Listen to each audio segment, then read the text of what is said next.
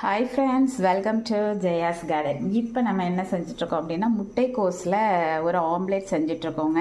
இதுக்கு இங்கே பார்த்தீங்க அப்படின்னா நான் 1/4 கிலோ கிட்ட 200 கிராம் வரைக்கும் முட்டைக்கோஸை பொடிசாக கட் பண்ணி வச்சுருக்கேன்.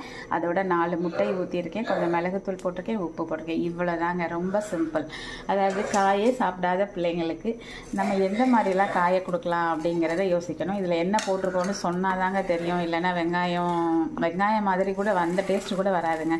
அட்டகாசமாக நம்ம எல்லா வெஜிடபிளும் போட்டு செஞ்சிடலாம்.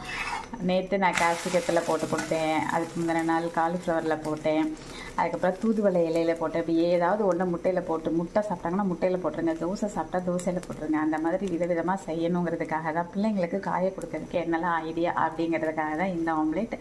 நல்லா நிறையவே போட்டிருக்கேங்க. வதக்க வேணாம் எதுவுமே நான் அப்படியே முட்டையை அடித்து ஊற்றுறோம், உப்பு போடுறோம், மிளகு போடுறோம். காரம் வேணும்னா பச்சை மிளகா போட்டுக்கோங்க. செஞ்சு பார்த்துட்டு எனக்கு கமெண்ட் பாக்ஸில் சொல்லுங்கள். ஓகே.